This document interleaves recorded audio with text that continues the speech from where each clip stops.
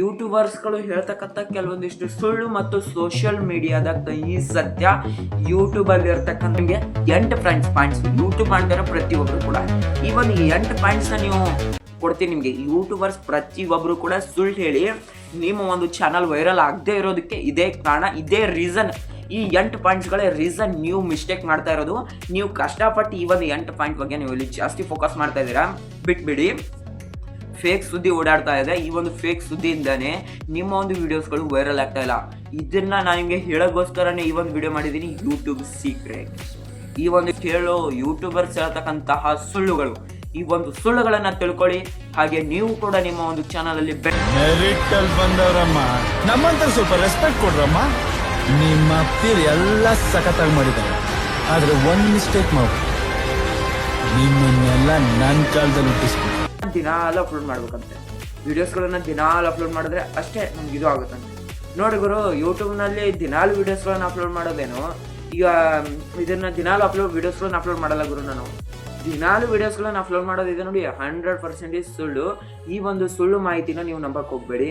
ನೀವು ವಿಡಿಯೋಸ್ಗಳನ್ನ ಒಂದು ವಾರಕ್ಕೊಮ್ಮ, ನೀವು 2 ವಾರಕ್ಕೊಮ್ಮ ಬಿಟ್ಟು ಹಾಕಿದ್ರು ಕೂಡ ನಡೆಯುತ್ತೆ. ಅದಕ್ಕೇನು ರೂಲ್ಸ್ ಇಲ್ಲ. ನೀವು ಒಂದು ದಿನಾಲು ವಿಡಿಯೋಸ್ಗಳನ್ನ ಯೂಟ್ಯೂಬ್ನಲ್ಲಿ ಅಪ್ಲೋಡ್ ಮಾಡ್ಬೇಕಂತ ಏನಿಲ್ಲ. ಇನ್ನು ಏನಂತಂದರೆ ಕೆಲವೊಂದಿಷ್ಟು ಹೇಳ್ತೀನಿ, ಇನ್ನು ನಾವು ಕನ್ಸಿಸ್ಟೆಂಟಾಗಿ ಮಾಡ್ಬೇಕನ್ನೋದಿದೆ ನೋಡಿ, ಇದು ಹೇಳೋದು ನಿಜ. ಮತ್ತು ಇನ್ನೊಂದು ಬಂದುಬಿಟ್ರೆ ವಿಡಿಯೋಸ್, ಈ ಯೂಟ್ಯೂಬ್ ವಿಡಿಯೋಸ್ ಅಪ್ಲೋಡ್ ಮಾಡೋದು ಅಂತಂದರೆ ಅಪ್ಲೋಡ್ ಮಾಡಿದ ಮೇಲೆ ಪದೇ ತೆಗೆದು ನೋಡಬಾರ್ದಂತೆ. ನಾನು ಪಾಯಿಂಟ್ ಮಾಡಿ ಇಟ್ಕೊಂಡಿದ್ದೀನಿ ಏನೇನು ಸುಳ್ಳು ಹೇಳಿದ್ದಾರೆ ಅಂತ ಹೇಳ್ಬಿಟ್ಟು, ಅದನ್ನೆಲ್ಲ ರಿಸರ್ಚ್ ಮಾಡಿ ನಾನು ತೆಗೆದಿರೋದು ಈ ವಿಡಿಯೋ. ಮತ್ತು ಯೂಟ್ಯೂಬ್ನಲ್ಲಿ ನಾವು ವೀಡಿಯೋಸ್ಗೆ ಅಪ್ಲೋಡ್ ಮಾಡಿರ್ತೇವೆ ನೋಡಿರಿ. ಈ ಒಂದು ವೀಡಿಯೋಸ್ಗಳನ್ನ ಅಪ್ಲೋಡ್ ಮಾಡಿದ ಮತ್ತಿಗೆ ಹೊಳ್ಳಿ ಅಂತಂದರೆ ಇವಾಗ ಸ್ಟುಡಿಯೋದಲ್ಲಿ ಹೋಗ್ಬಿಟ್ಟು, ವಾಯ್ಸ್ ಸ್ಟುಡಿಯೋದಲ್ಲಿ ಹೋಗ್ಬಿಟ್ಟು ಪದೇ ಇವಾಗ ಎಷ್ಟು ಬಂದೈತಪ್ಪ ನ್ಯೂಸು, ಆಮೇಲೆ ಎಷ್ಟು ಬಂತು ವ್ಯೂಸು, ಆಮೇಲೆ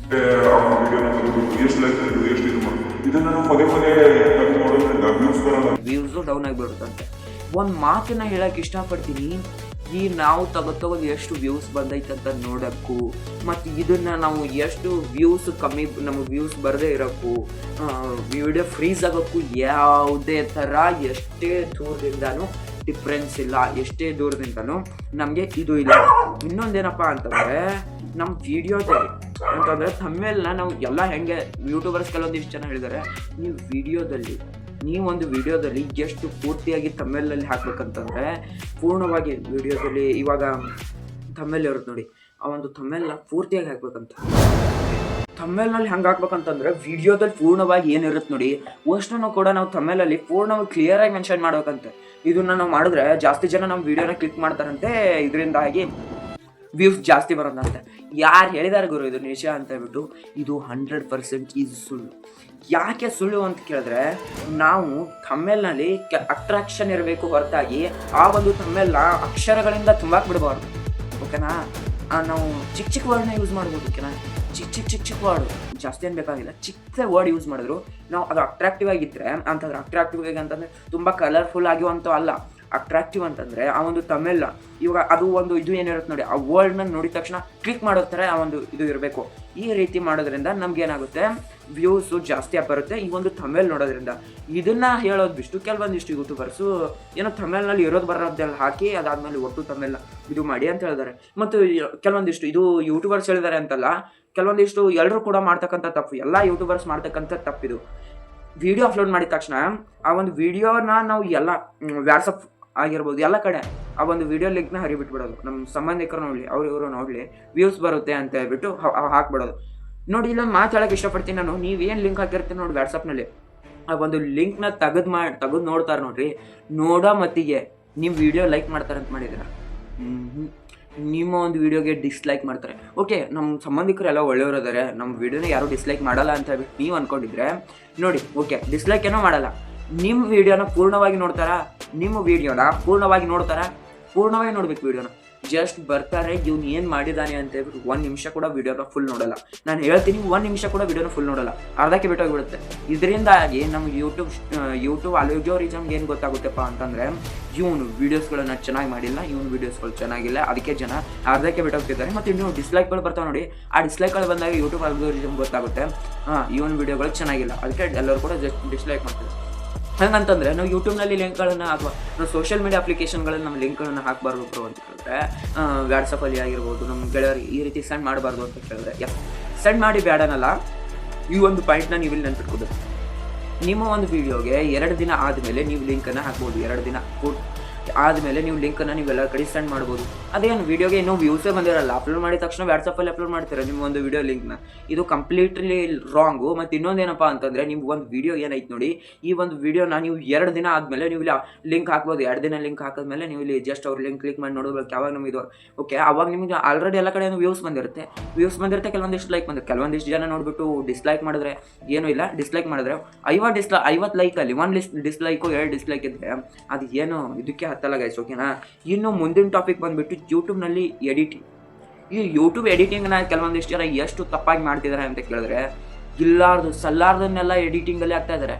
ಅಂತಂದರೆ ಇವಾಗ ಒಂದು ಎಡಿಟ್ ಮಾಡಿರ್ತಾರೆ ಅಂತ ಇಟ್ಕೊಳ್ಳೋದು. ಆ ಒಂದು ಎಡಿಟಿಂಗಲ್ಲಿ ಹೆಂಗೆ ಅಂತಂದರೆ ಪೂರ್ಣವಾಗಿ ಕೆಲವೊಂದಿಷ್ಟು ಇಮೋಜಿಸ್ಗಳನ್ನು ಆ್ಯಡ್ ಮಾಡೋದಾಗಿರ್ಬೋದು, ಹಲವಾರು ಇಮೋಜಿಸ್ಗಳನ್ನು ಆ್ಯಡ್ ಮಾಡೋದಾಗಿರ್ಬೋದು. ಇವಾಗ ಟ್ರೆಂಡ್ಗಳಲ್ಲಿ ಬರ್ತಾ ಇದೆ ನೋಡಿ, ಅವು ಯಾವ ಥರ ಹೇಗೆ ಅಂತಂದರೆ ಚಾಕುಳನಾಗ ಈ ರೀತಿ ಅವು ಕೆಲವೊಂದಿಷ್ಟು ಇದಕ್ಕೆ ಅನುಗುಣವಾಗಿ ಹಾಕಿದ್ರೇನಿಲ್ಲ, ವಿಡಿಯೋ ತುಂಬ ಇದನ್ನೇ ಸೇರಿಸ್ಬಿಟ್ಟಿರ್ತಾರೆ. ಹಿಂಗೆ ಮಾಡಬಾರ್ದು ಅಂತ ಹೇಳ್ತಾ ಇಲ್ಲ, ಇದನ್ನು ನೀವು ಕಮ್ಮಿ ಮಾಡಿ. ಕೆಲವೊಂದಿಷ್ಟು ಜನಕ್ಕೆ ಇಂಪ್ರೂವ್ಮೇಷನ್ ಬೇಕು, ಹೊರತಾಗಿ ನೀವು ಮಾಡಿರ್ತಕ್ಕಂಥ ಎಡಿಟಿಂಗ್ ಬೇಡ. ಈ ಒಂದು ವಿಡಿಯೋ ನೋಡ್ತಾ ಇದ್ದೀರಿ ನೋಡ್ರಿ, ಈ ಒಂದು ವಿಡಿಯೋ ಎಷ್ಟು ನಾರ್ಮಲ್ ಅಂತ ಕೇಳಿದ್ರೆ, ನಾನು ಏನಾದರೂ ಜಾಸ್ತಿ ಇಮೋಜಿಸ್ಗೆ ಎಲ್ಲನೂ ಕೂಡ ಆ್ಯಡ್ ಮಾಡಿಬಿಟ್ಟು ಏನಾದರೂ ಈ ಒಂದು ವಿಡಿಯೋನ ಮಾಡಿದ್ದೀರಾ? ಇಲ್ಲ ತಾನೇ. ನೀವು ಹೆಂಗೆ ನೋಡ್ತಾ ಇದ್ರೆ ಹಂಗೆ ಇದೆ. ನಾನು ಮಾಡಿದ್ದೀನಿ, ಮಾಡಿಲ್ಲ ಅಂತಲ್ಲ, ಸ್ವಲ್ಪನೇ ಎಡಿಟ್ ಮಾಡಿದ್ದೀನಿ. ಅದು ಇಷ್ಟು ಮಾಡಬೇಕು, ಓಕೆನಾ. ನೀವು ಇಷ್ಟು ಮಾಡಬೇಕು ಅಂತಂದರೆ ಕೆಲವೊಂದಿಷ್ಟು ಜನಕ್ಕೆ ಏನಾಗಿರುತ್ತೆ, ಒಟ್ಟು ಕಂಡ್ರಾಪಟ್ಟಿ ಎಡಿಟಿಂಗ್ ವೀಡಿಯೋಸ್ಗಳನ್ನು ನೋಡಿ ಬೋರ್ ಹೊಡೆದಿರುತ್ತೆ. ಅದಕ್ಕೋಸ್ಕರ ನಾರ್ಮಲ್ ವೀಡಿಯೋ ಬೇಕಂತ ಹೇಳ್ಬಿಟ್ಟು ನಿಮ್ಮ ಒಂದು ವೀಡಿಯೋನ ಕ್ಲಿಕ್ ಮಾಡ್ಬೋದು. ಇದು ಮೇನ್ ರೀಸನ್ನು ಎಲ್ಲ ಯೂಟ್ಯೂಬರ್ಸು ತಪ್ಪು ಮಾಡ್ತಕ್ಕಂಥದ್ದು. ಅದೇ ಏನಾಗಿ ಹೇಳಿದ್ನಲ್ಲ ಅದು. ವಿಡಿಯೋದಲ್ಲಿ ಸಬ್ಸ್ಕ್ರೈಬ್ ಮಾಡಿರಿ, ಲೈಕ್ ಮಾಡಿರಿ, ಶೇರ್ ಮಾಡಿರಿ, ಹಾಗೆ ನಮ್ಮ ವೀಡಿಯೋಗೆ ಹೈಪ್ ಮಾಡಿರಿ.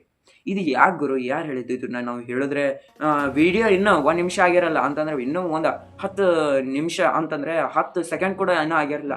ಅವಾಗಲೇ ಜಸ್ಟ್ ವಿಡಿಯೋ ಸ್ಟಾರ್ಟ್ ಮಾಡಿರ್ತಾರೆ, ನಮಸ್ಕಾರ ಗೈಸ್ ಅಂದು ಡೈರೆಕ್ಟ್ ನಮ್ಮ ಒಂದು ವೀಡಿಯೋಸ್ಗಳಿಗೆ ಲೈಕ್ ಮಾಡಿ, ಶೇರ್ ಮಾಡಿ, ಸಬ್ಸ್ಕ್ರೈಬ್ ಮಾಡಿ. ಯಾರು ಗುರು?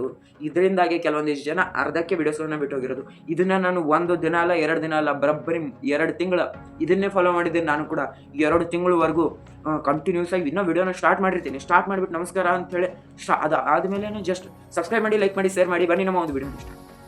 ಹಿಂಗಲ್ಲ ಗೈಸ್ ನಾವು ಹೇಳ್ತಾ ಇರೋದು. ಅವರು ನಮ್ಮ ಒಂದು ವೀಡಿಯೋಸ್ಗಳನ್ನ ಇಷ್ಟ ಆದರೆ ಅವರು ನಮ್ಮ ಒಂದು ವೀಡಿಯೋಗೆ ಸಬ್ಸ್ಕ್ರೈಬ್ ಮಾಡ್ಬೋದು, ಲೈಕ್ ಮಾಡ್ಬೋದು, ಅಥವಾ ಇನ್ನಿತರ ಮಾಡ್ಬೋದು.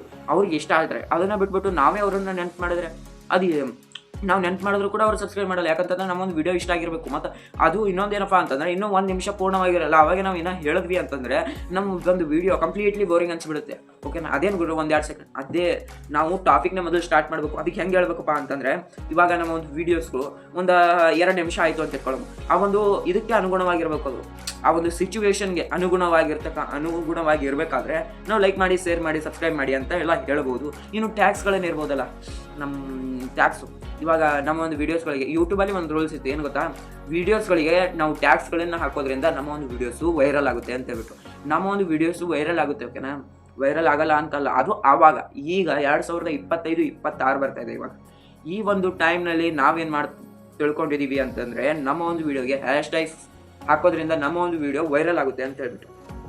ಇವಾಗ ಯೂಟ್ಯೂಬೇ ನಮಗೆ ಒಂದು ಇದರಲ್ಲಿ ಹೇಳಿದೆ, ರೂಲ್ಸಲ್ಲೇ ಹೇಳಿದೆ, ನೀವು ಹ್ಯಾಶ್ಟ್ಯಾಗ್ಸಿಂದ ನಮಗೇನು ಇದು ಆಗಲ್ಲ. ನೀವು ಹಾಕುವಂತಹ ಅದು ಯಾವುದು ಡಿಸ್ಕ್ರಿಪ್ಷನ್ ಬಾಕ್ಸ್ ಆಗಿರ್ಬೋದು, ಮತ್ತು ಟ್ಯಾಗ್ಸ್ಗಳು ಅವು ಏನದು ಟೈಟಲ್ ಆಗಿರ್ಬೋದು, ಇದರಿಂದಾಗೆ ನಾವು ಇಲ್ಲಿ ಏನು ನಿಮ್ಮ ಒಂದು ವೀಡಿಯೋಸ್ಗಳು ವೈರಲ್ ಆಗೋದು ಅಂತ ಹೇಳ್ಬಿಟ್ಟು ಕಂಪ್ಲೀಟಾಗಿ ಅವರೇ ಹೇಳಿದ್ದಾರೆ, ಓಕೆನಾ.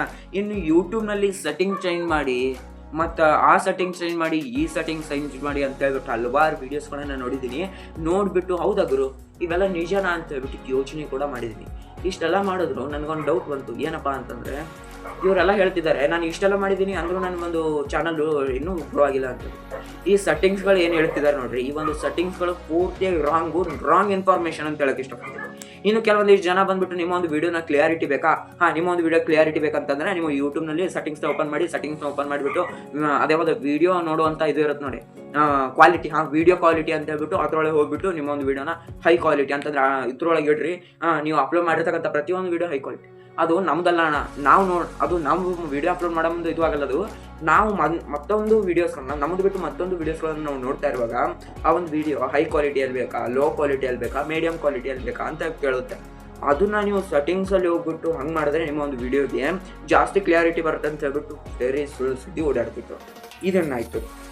ಇನ್ನು ಸೆಟ್ಟಿಂಗ್ ಚೇಂಜ್ ಮಾಡಿ, ಅದು ಚೇಂಜ್ ಮಾಡಿ ಏನಾಯ್ತು ನೋಡ್ರಿ, ಇದು ನೀವು ಫಸ್ಟಿಗೆ ಮಾಡಿರ್ತೀರಿ ಏನಪ್ಪ ಅಂತಂದ್ರೆ, ನೀವು ಯೂಟ್ಯೂಬ್ ಸ್ಟುಡಿಯೋ ಕ್ರೋಮ್ ಬ್ರೌಸರಲ್ಲಿ ಹೋಗ್ಬಿಟ್ಟು ಯೂಟ್ಯೂಬ್ ಸ್ಟುಡಿಯೋನ ಅಂತ ಸರ್ಚ್ ಮಾಡಿದ್ರೆ ಅವಾಗ ನಿಮಗೆ ಯೂಟ್ಯೂಬ್ ಸ್ಟುಡಿಯೋನ ಓಪನ್ ಆಗುತ್ತೆ. ಆ ಒಂದು ಯೂಟ್ಯೂಬ್ ಸ್ಟುಡಿಯೋದಲ್ಲಿ ಹೋಗ್ಬಿಟ್ಟು ನಿಮ್ಮ ಒಂದು ಚಾನಲ್ ಯಾವುದಕ್ಕೆಲ್ಲ ಸೀಮಿತ ಇದನ್ನೆಲ್ಲ ಮಾಡಿದ್ರು ಕೂಡ ನಿಮ್ಮ ಒಂದು ಚಾನಲ್ಗೆ ಪರ್ಫೆಕ್ಟ್ ಆಗಿ ನೀವು ಒಂದು ಟಾಪಿಕ್ ಯಾವುದು ಅಂತ ಹೇಳ್ಬಿಟ್ಟು ಗೊತ್ತಾಗುತ್ತೆ. ಇದು ಒಂದು ರೀಸನ್ ಆಗಿರಬಹುದು. ಇಷ್ಟು ನಾನು ಹೇಳ್ತಕ್ಕಂಥ ಇವೆಲ್ಲ ಪಾಯಿಂಟ್ಗಳು 7ರಿಂದ 8 ಪಾಯಿಂಟ್ಸ್ಗಳು. ಈ ಒಂದು ಪಾಯಿಂಟ್ಗಳು ಎಲ್ಲರೂ ಯೂಟ್ಯೂಬರ್ಸ್ ಕೂಡ ನಾನು ಕೆಲವೊಂದಿಷ್ಟು ವೀಡಿಯೋಸ್ಗಳಲ್ಲಿ ನೋಡಿದ್ದೀನಿ. ಹಿಂಗೆ ಮಾಡಿ ಹಂಗೆ ಮಾಡಿ ಅಂತ ಹೇಳಿರ್ತಾರೆ. ಇವು ಹಳೆ ರೂಲ್ಸ್, ಓಕೆನಾ? ಇವಾಗ 2023, 2022, 2018 ಅವಾಗ ಮಾಡಿರ್ತಕ್ಕಂಥ ರೂಲ್ಸ್ಗಳು ಇವಾಗ ವಿಡಿಯೋ ನೋಡ್ಕೊಂಡ್ಬಿಟ್ಟು ನಾವು ಇದು ಮಾಡಿದ್ರೆ ಹಿಂಗಾಗುತ್ತೆ. ಅದಕ್ಕೋಸ್ಕರ ನಾನು ಹೇಳ್ತಾ ಇದ್ದೀನಿ, ನೀವು ಈ ಟೈಮಲ್ಲಿ ನೀವು 2026ರಲ್ಲಿ ನೀವು ಒಂದು ಚಾನಲ್ನ ಕ್ರಿಯೇಟ್ ಮಾಡ್ತಾ ಇದ್ದೀರಿ ಅಂತ ಹೇಳಿದ್ರೆ ನೀವು 2025 ಮತ್ತು 2026ರಲ್ಲಿ ಕ್ರಿಯೇಟ್ ಮಾಡಿರ್ತಕ್ಕಂಥ ವೀಡಿಯೋಸ್ಗಳನ್ನು ನೋಡ್ರಿ. ಅವಾಗ ನಿಮಗೆ ಕರೆಕ್ಟ್ ಆಗಿರ್ತಕ್ಕಂಥ ರೂಲ್ಸ್ ಗೊತ್ತಾಗುತ್ತೆ. ಇನ್ನೊಂದೇನಪ್ಪ ಇಷ್ಟೆಲ್ಲ ಆದಮೇಲೆ ನಿಮಗೆ ಈ ಒಂದು ವಿಡಿಯೋ ಏನು ಅನ್ನಿಸ್ತು ಅಂತ ಹೇಳ್ಬಿಟ್ಟು ಕಮೆಂಟ್ ಮಾಡಿ. ಯಾಕಂತ ಹೇಳಿದ್ರೆ ನಾನು ಹಾಕಿರ್ತಕ್ಕಂಥ ಈ ಒಂದು ಪಾಯಿಂಟ್ಸ್ಗಳು ಎಷ್ಟು ಸತ್ಯ ಎಷ್ಟು ಸುಳ್ಳು ಅಂತ ಹೇಳ್ಬಿಟ್ಟು ನನಗೆ ಗೊತ್ತು. ಯಾಕಂತಂದರೆ ಎಲ್ಲರೂ ಕೂಡ ರಿಸರ್ಚ್ ಮಾಡಿ ಹಾಕಿದ್ದೀನಿ. ಇನ್ನೊಂದೇನಪ್ಪ ಅಂತಂದರೆ, ಈ ಒಂದು ಚಾನಲಲ್ಲಿ ಇದು ಸೆಕೆಂಡ್ ವಿಡಿಯೋ ಅಥವಾ ಥರ್ಡ್ ವಿಡಿಯೋ ಇದೆ. ಇದು ಥರ್ಡ್ ವಿಡಿಯೋ ಆ್ಯಕ್ಚುಲಿ ಹೇಳ್ಬೇಕಂತಂದರೆ ಇದು ಥರ್ಡ್ ವಿಡಿಯೋ.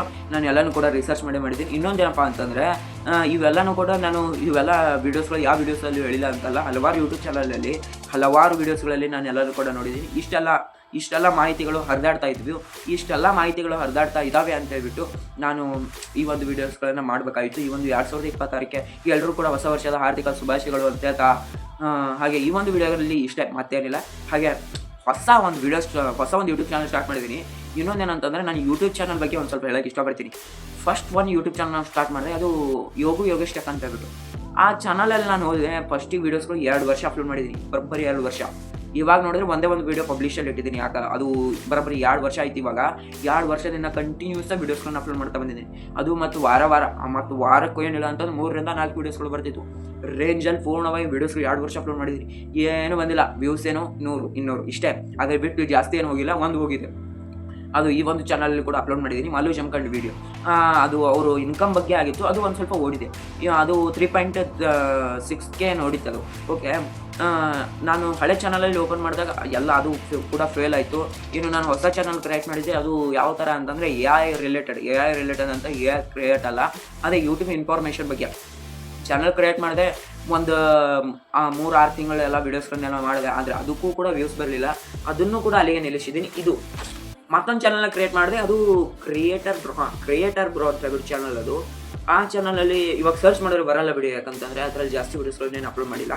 ಅದು ಫಸ್ಟ್ ವೀಡಿಯೋ ಗ್ರೋ ಆದರೆ ಆಮೇಲೆ ಮುಂದುವರಿಸ್ಕೊಂಡು ಹೋಗಮ್ಮ ಅಂತ ಹೇಳ್ಬಿಟ್ಟು ಆ ಚಾನಲ್ ಮಾಡಿದೆ. ಅದು ಕೂಡ ಬಿದ್ದೋಯ್ತು. ಅದಾದಮೇಲೆ ಇದು ಚಾನಲ್ ಮಾಡ್ತಾಯಿದ್ದೀನಿ, 4ನೇ ಮೋಸ್ಟ್ಲಿ.